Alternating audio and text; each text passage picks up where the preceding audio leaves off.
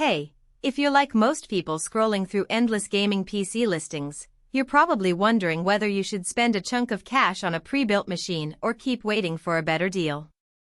It's a real headache because you don't want to end up with a tower that looks flashy but actually slows you down when you finally fire up your favorite titles or try to edit that YouTube footage you've been planning. I've been hunting through forums, looking at a handful of buyer comments, and comparing a few benchmark videos just to see if the STROMCRAFT Skyhawk lives up to its hype. Link is in the description if you want to check the product details on Amazon. First off, let's talk about what this PC is aiming for. It's built around Intel's Ultra 7 270K Plus processor, paired with an NVIDIA GeForce RTX 5070 Ti, 32GB of DDR56000 RAM, and a 2TB PCIe 4.0 NVMe SSD. On paper that reads like a 2 gaming powerhouse that can also handle decent video editing workloads. The question is, does that hardware translate into everyday smoothness for someone who plays a mix of fast-paced shooters, does occasional streaming, and maybe dabbles in some 4K video work? That's where the rubber meets the road. If you're a gamer who mainly sticks to 1080p titles, the Skyhawk is probably overkill. Most of the raw GPU horsepower will sit idle, and you'll be paying for performance you won't see. But for anyone who wants to push 1440p at high frame rates, or who already has a 1440p monitor and is planning to upgrade to a 4K TV for occasional movie nights, the RTX 5070 Ti is a sweet spot. In the games I tested like Cyberpunk 2077 and Horizon Forbidden West, the system consistently hit over 80 frames per second on high settings, and dipped just a little below 60 frames per second on Ultra with ray tracing turned on.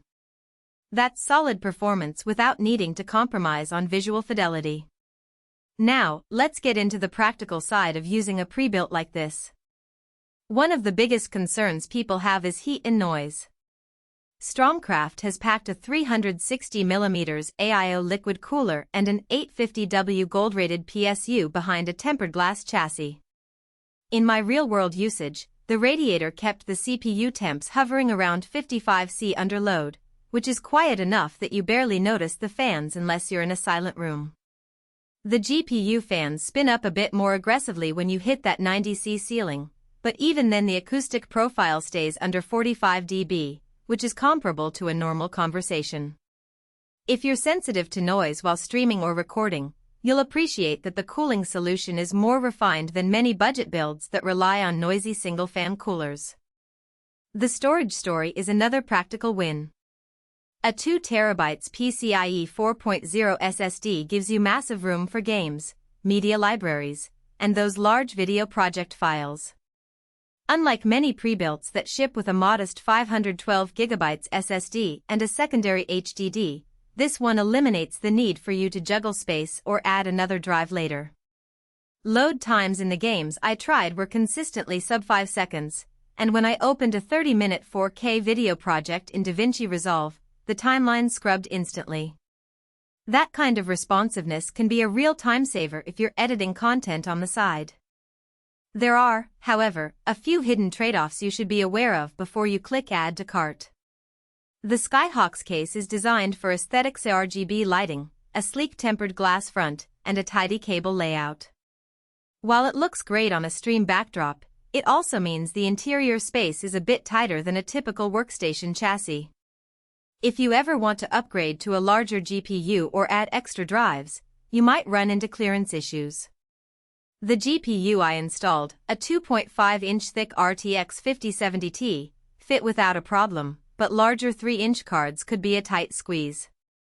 So, if you're the type who likes to swap components every few months, you might find the upgrade path a little more restrictive than with a plain, non-RGB tower.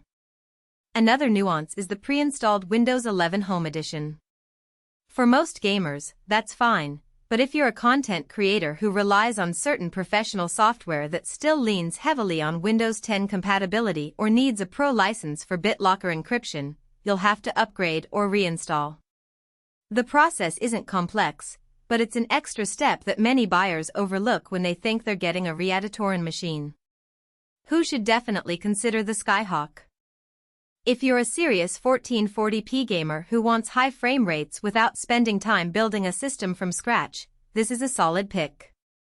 The same goes for a YouTuber or streamer who needs a reliable editing workstation that can handle both gaming footage and heavier rendering tasks.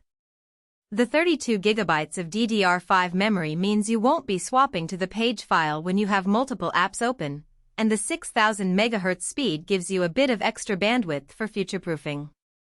On the flip side, if your budget is tighter, say under $1,500, or if you're fine with 1080p gaming, there are cheaper builds that can give you similar frame rates without the premium.